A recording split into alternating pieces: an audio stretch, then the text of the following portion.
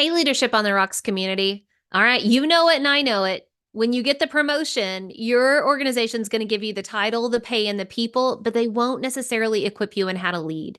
And this can leave you sitting in a valley of absolute overwhelm where you're fighting the same daily fires you always seem to be fighting. You feel like you just can't get ahead. Well, I get it. And that's why I created my 5-day leadership makeover challenge. If you take my leadership challenge in just 5 days, I'm going to show you the right proactive tools that you need to get ahead and to put out those daily fires that you're always fighting. In fact, I'm going to show you what it takes to get to the next level and get another promotion and increase your influence and impact. So it's super easy and it's free. Just go to leadershipontherocks.com/5 days. That's the number 5. So again, go to leadershipontherocks.com/5 days to join my 5-day leadership makeover challenge.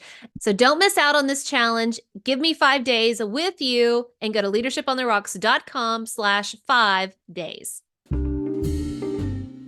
I want to spread the word that false, lies, all of it. Like none of that is true. And the thing that has helped me most is not hustling more or pushing harder or, trying to get through the hard stuff. It's stopping and taking a moment to breathe and rest. This is a Leadership on the Rocks podcast where we equip and empower leaders like you to thrive in and create harmony between your professional and personal lives. I'm your host, Bethany Reese, and in today's episode, we're going to be talking with Rachel Baker about why creating some breathing room should be a priority in your leadership. Rachel Baker is a certified life coach, speaker, and author with a passion for servant-hearted women who are overwhelmed by all the things that they're juggling for everyone else. Her goal is to help them create some breathing room and set healthy priorities so they can reclaim time for themselves, guilt-free, while still getting things done. She is the host of Create Some Breathing Room, a podcast that provides encouragement, support, and resources for these amazing women. Rachel is also a wife, special needs mom, coffee addict, Enneagram 2 with a wing of 3, and a bookaholic.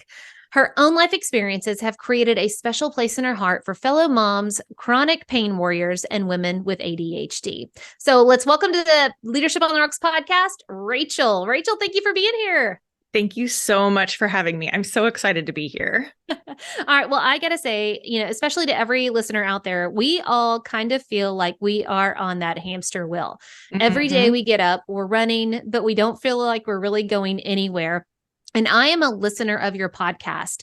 And just even saying, to create some breathing space and create that breathing room, I just immediately go, it helps me to breathe better. Yeah. Yes. And so everything that I'm learning from you on that podcast, it really made me think, hey, this is so good for leaders. Leaders are so high functioning. We go, go, go, go, go.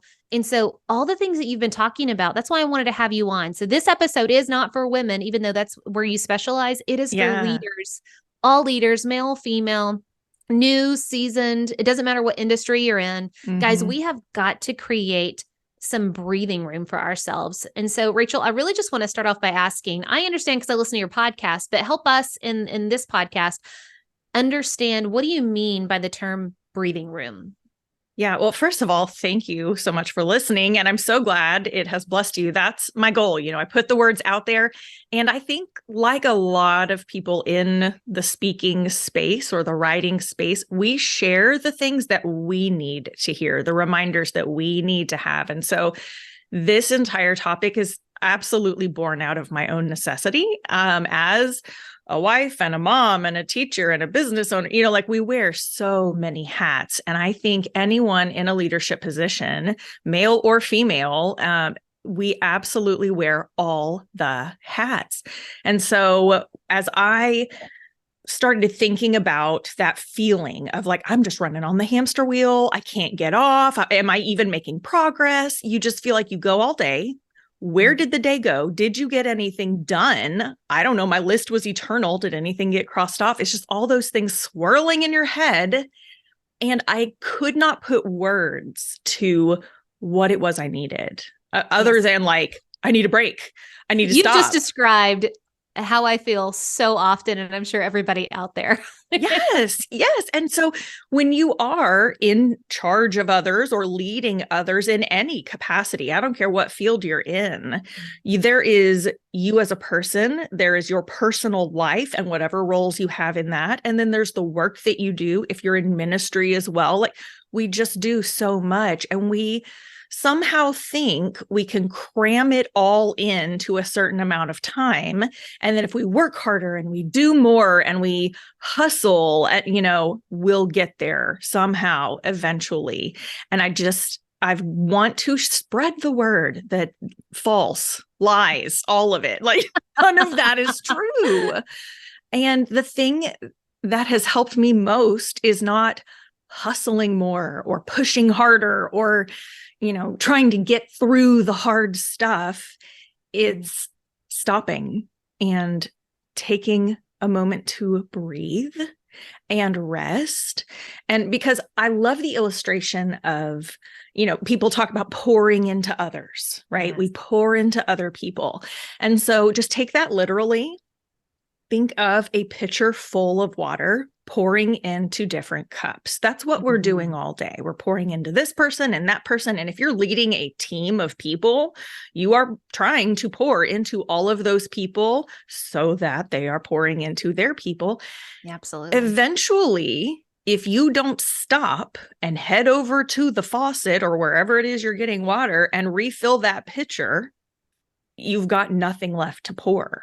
Mm-hmm. And you're just coming out of this empty space. You're trying like every last little drop. I know I've got one more to give, but you just really don't. Mm-hmm. And at that point, whatever you think you've got to give, nobody wants it. Oh. They're holding out their cups. Please, I need whatever. You've got nothing left to give, but we keep pushing on as if we do, shaking the pitcher upside down or, whatever illustration or that ketchup bottle, where you hit the bottom, surely it's going to come out. Yes. Just one last drop. Yes. But whatever illustration you want to use, if that helps you, that one has worked for me to realize I got no drops left to give. Mm-hmm. And so we actually, and it has been proven, there are studies, literature out there on this, that we actually are less productive when we do try to push through and hustle harder and do more without pouring back into ourselves in the way that we need.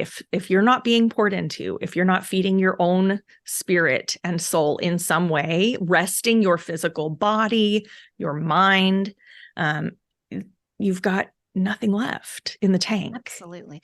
I hope you're listening to everything she's saying, right? If you are the empty pitcher with nothing left, you cannot pour into other people. And as a leader, that's really what you're meant to do, is to pour into other people.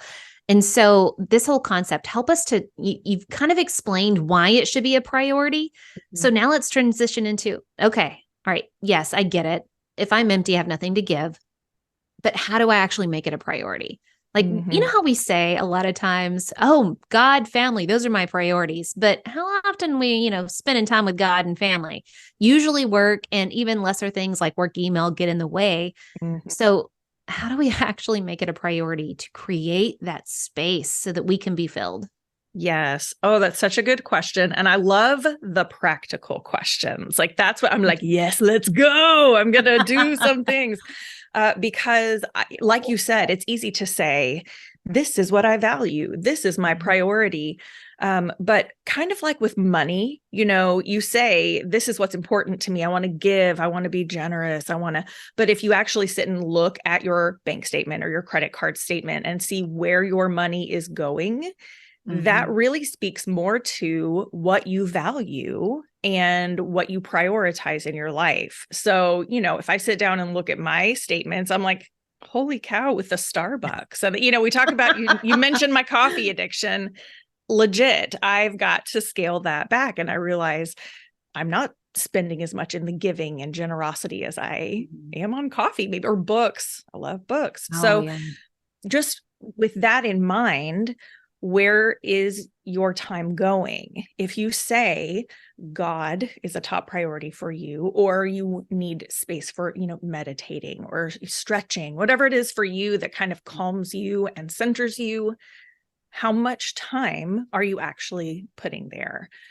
One of my favorite books around this topic is The Ruthless Elimination of Hurry by John Mark Comer. I love it so much. Have that book on the shelf. Yes, it's so good. I just want everybody to read it. But one of the things he says in there that really just jumped off the page at me is he mentions those things like quiet time or doing a devotional time with God, those things that do kind of recenter us and pour back into our pitcher, right?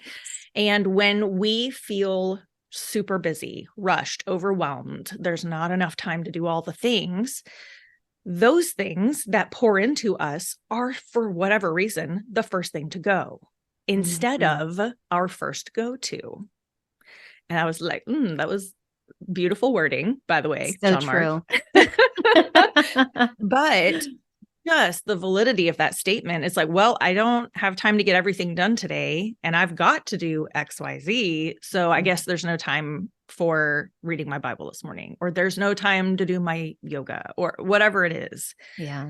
We ditch that stuff. And then, so we've skipped the part where we are refilling the pitcher and jumped straight to the part where we're trying to pour into more cups.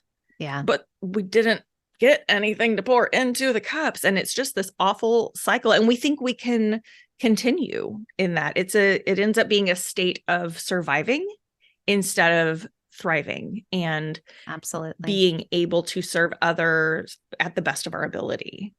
And another that made me think of this principle is so universal in everything, whether it's family, work, or faith, anything like that.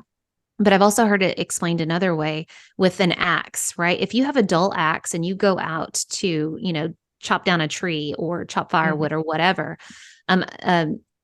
it's such a more difficult task than if you had taken the time to sharpen the axe in the first place. Yes. And so that's something that we have got to stop and get rid of that hurry, busyness feeling and say, what can I do now to pour into myself, my skill sets, my faith, my mindset, to sharpen myself enough to be able to do the tasks more efficiently?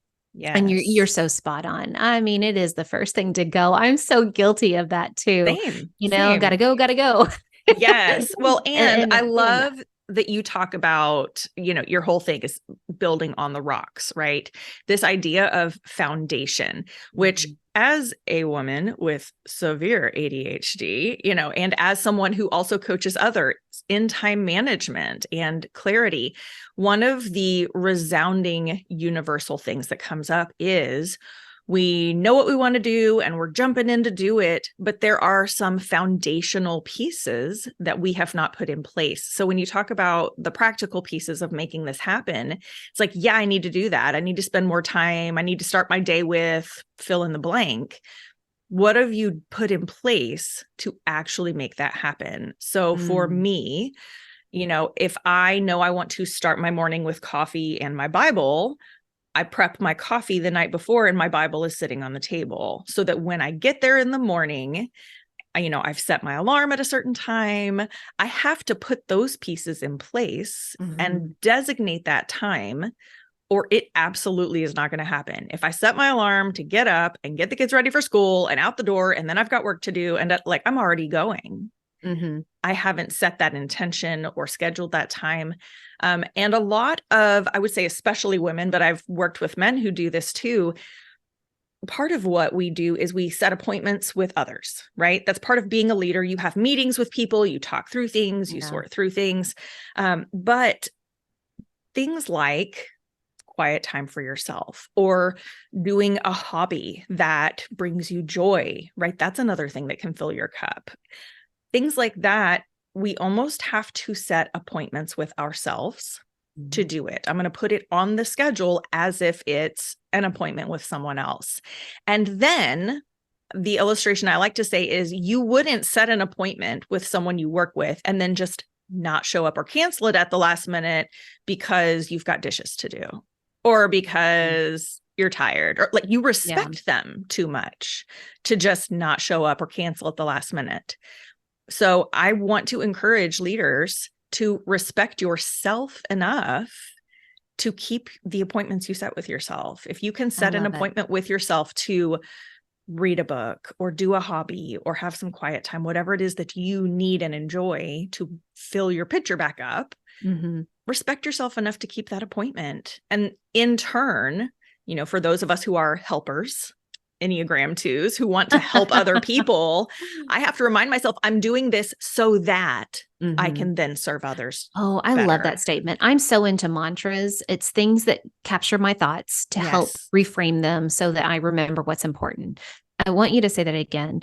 I do this so that. Is that what you said? Yes, that's so that is my go-to phrase for everything. I am doing this for myself so that I can show up for others, or so that I can serve others as my best self.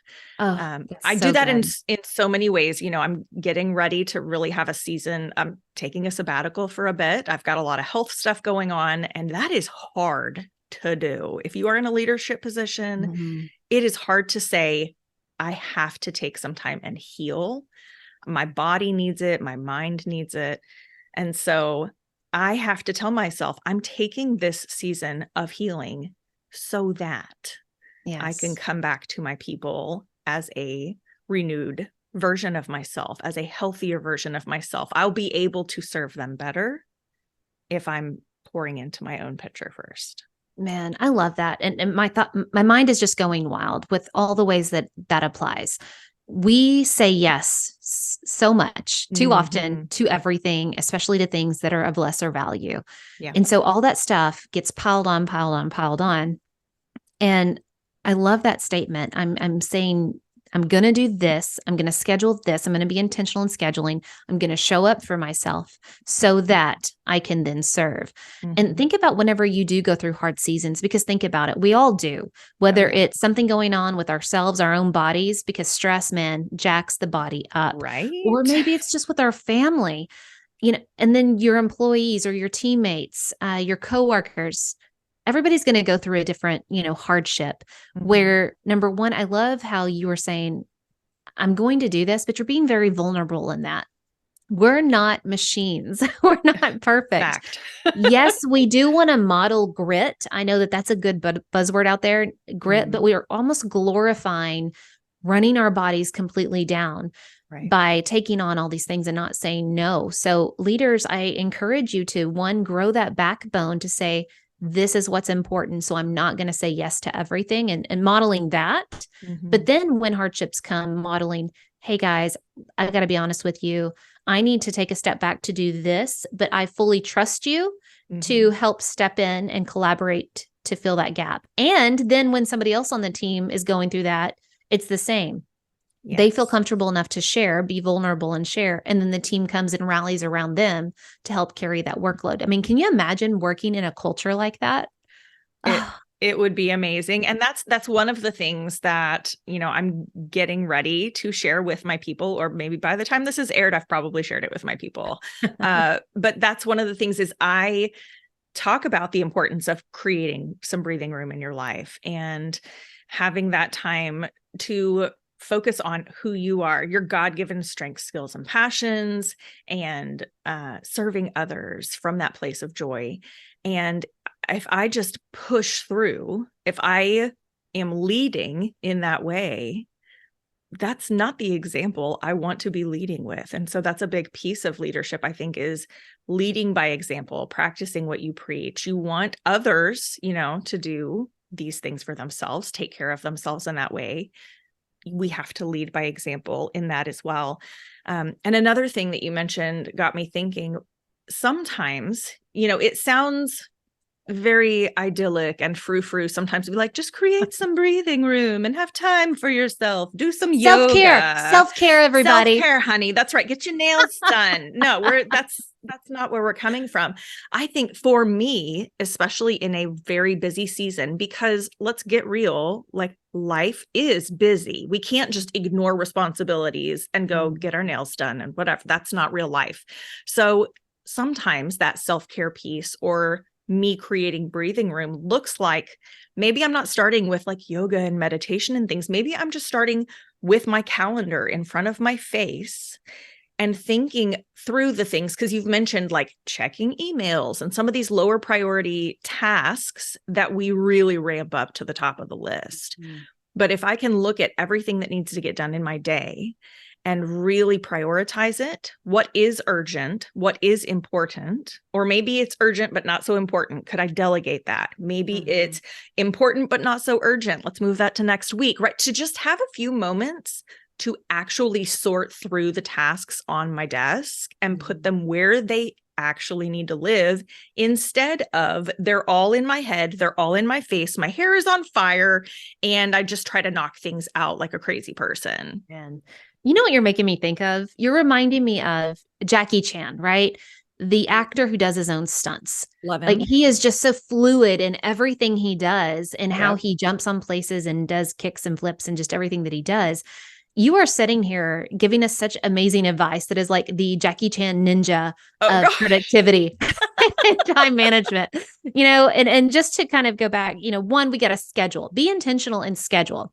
But two, like you were saying, start with taking the time to look at all the chaos, all these things. Like seriously, I want you to imagine in your mind, like one of those ninja movies with all the bad guys like flying towards this Jackie Chan character. I love it. He is just like, no, yes, you come in, we're going to wrap you up.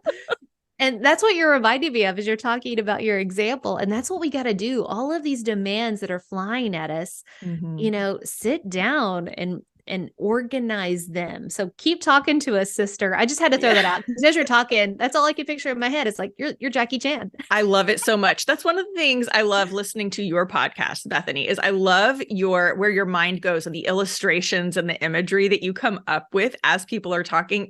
Because it helps me go like, oh yeah, that is what that looks and feels like. So I love that. My brain is warped. I love it. You know what? If that's what warped is, I'm here for it. So sign me up. But that it can feel like a work thing to organize your tasks. But I do very much as a leader feel like that is a self-care task. I feel like that is allowing me to create some breathing room in my day, because if I look at it all and I realize I can delegate this, I can move this to next week, that's not as urgent as I felt like it was now that I look at it, writing it all down on paper instead of having the swirling chaos is, I think, the biggest first step that a lot of people skip. So again, back to those foundational rock pieces, get the chaos out of your head and actually deal with it in a calm way first. Find it a home and then go through your day. So, because then maybe you've only got 4 or 5 things on today's list instead of the 25 that were swirling in your head. And it just brings mental clarity. It brings that sense of peace. You go through your day a little calmer and less defensive and irritated. And you're like, this is what's on my plate today. Oh, are you coming at me with something else?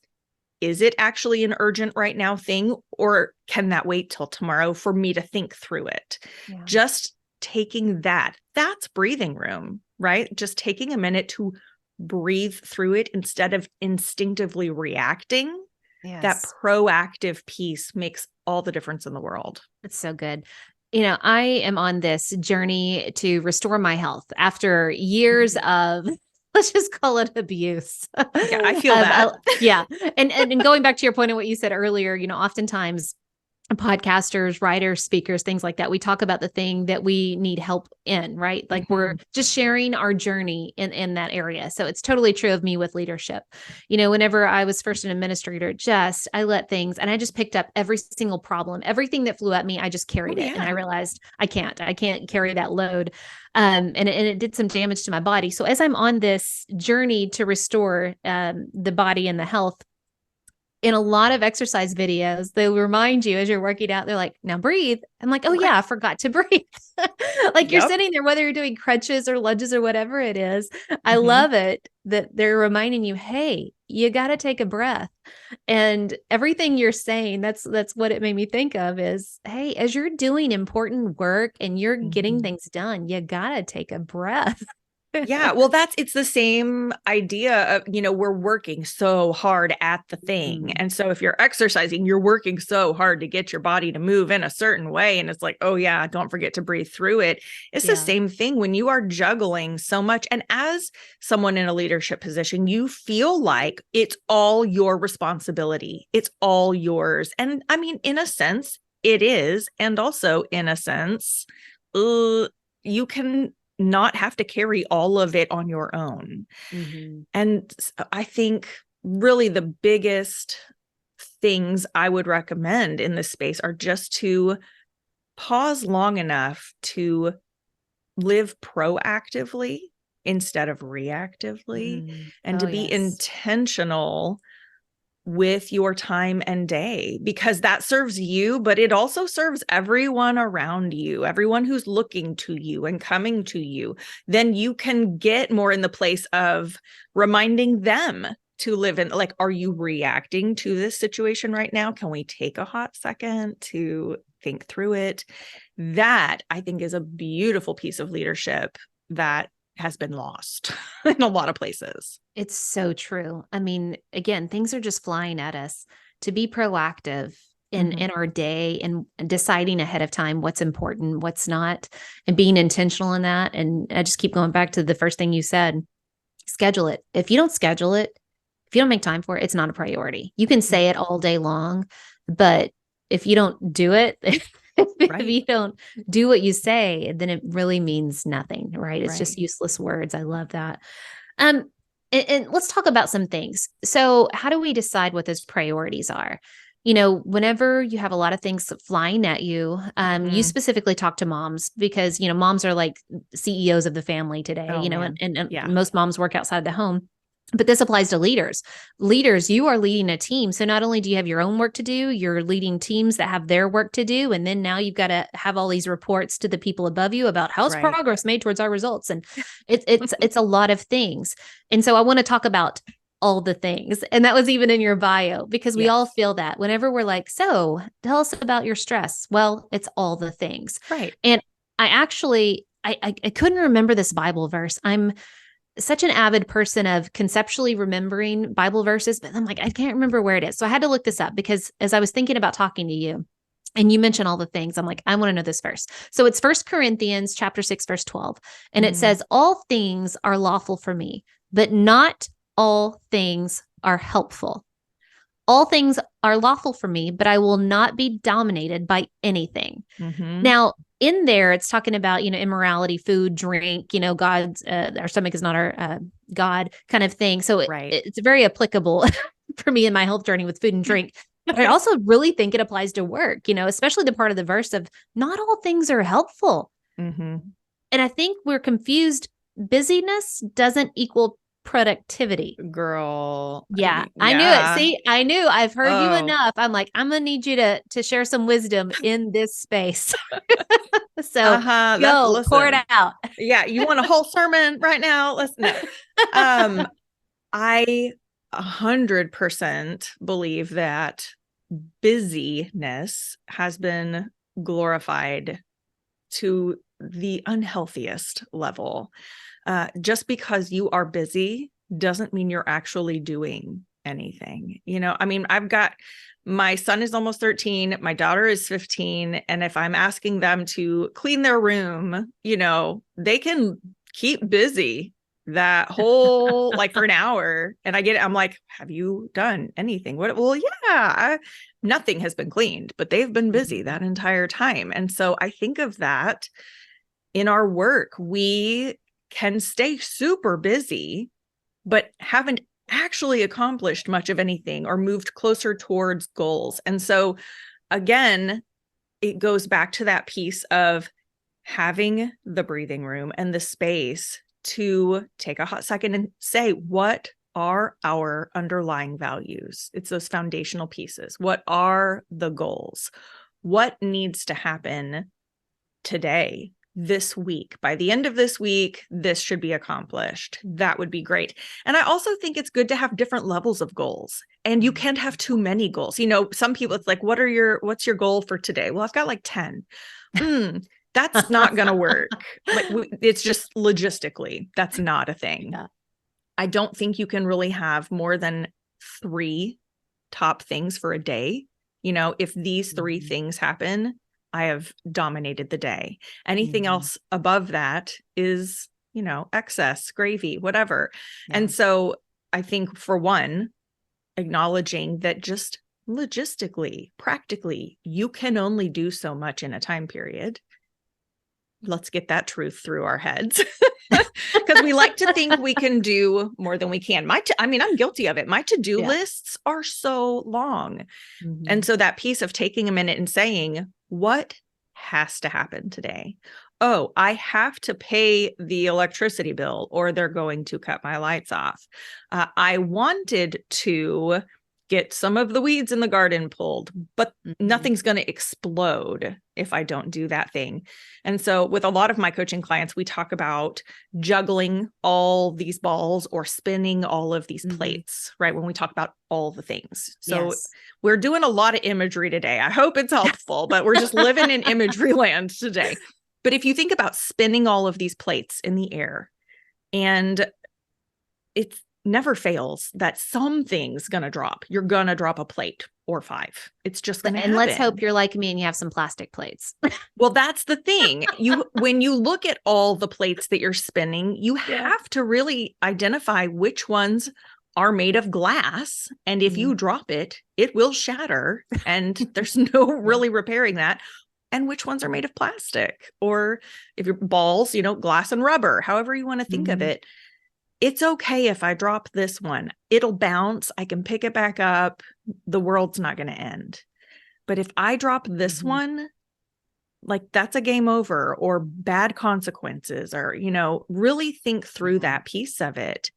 And so part of it is not having too many of those things on your day, being honest with yourself, and acknowledging which ones are actually crucial, which ones are glass, and which ones you could pick up if they drop. Deal with it later. Yeah, absolutely. Oh, I just love all of that. You have shared so many helpful things. And so, you know, we're an educator like I was. And so we got to recap this because you've shared so much wisdom. So what are some key takeaways as we think about all the things? And I love that. I'm going to start using air quotes, all the things, you know, the Saturday Night Live hashtag all the things. Yes.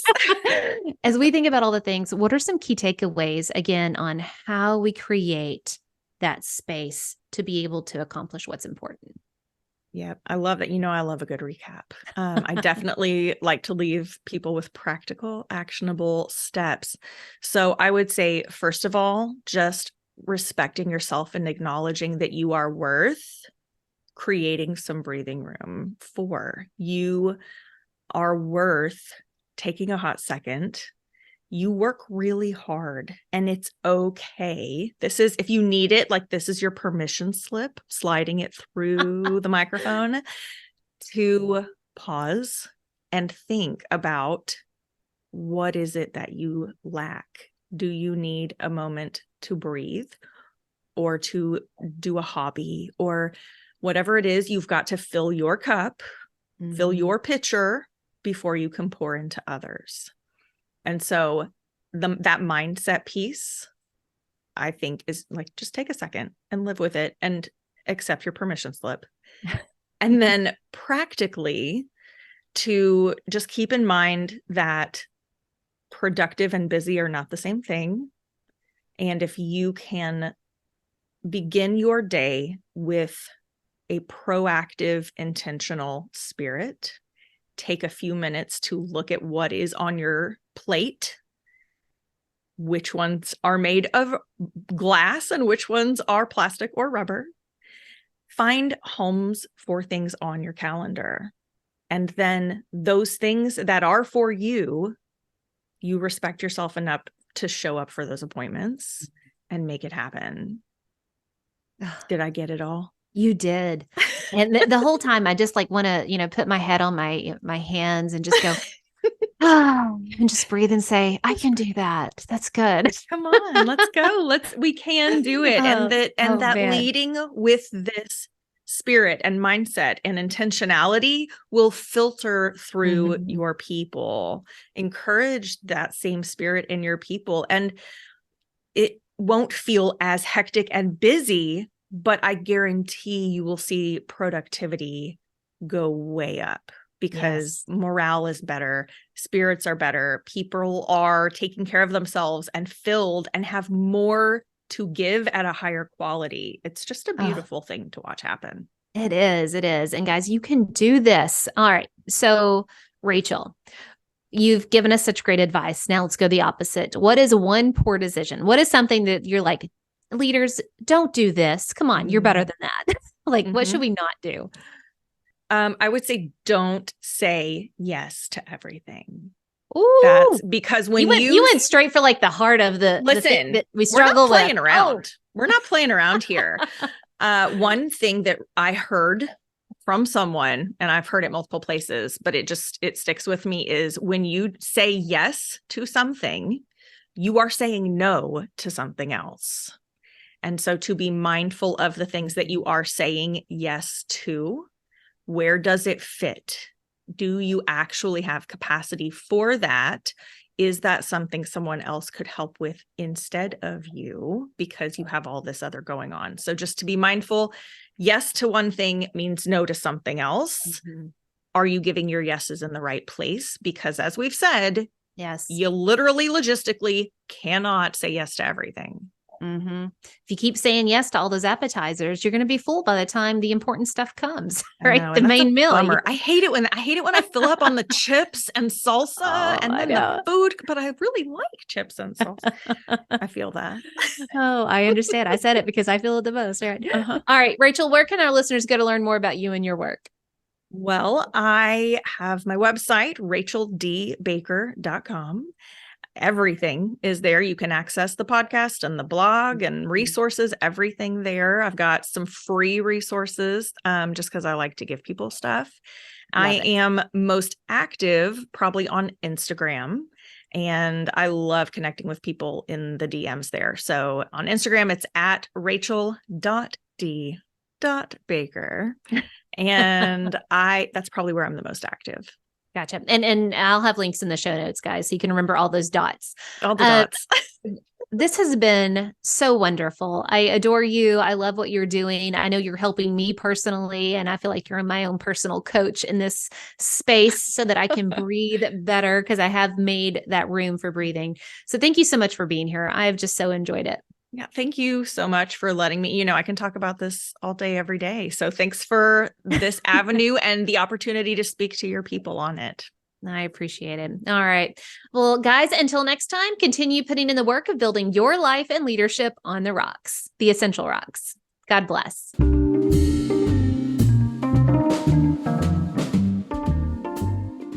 Remember, the most essential rock you can build your life and leadership on is the rock of Jesus Christ. Today's Bible verse comes from Psalms chapter 127, verse 2. It is useless for you to work so hard from early morning until late at night, anxiously working for food to eat, for God gives rest to his loved ones. Hey, it's Bethany again. If you're enjoying the Leadership on the Rocks podcast, be sure to subscribe and follow so you don't miss a single episode. Also, be sure to rate the show. We hope to earn 5 stars in serving you in leadership, and through your ratings, it'll help us get the word out about what we do here at Leadership on the Rocks. If you feel this podcast is helpful, be sure to share it with your friends, family, and coworkers, or anyone who wants to grow in leadership, but also have harmony between their work and home life.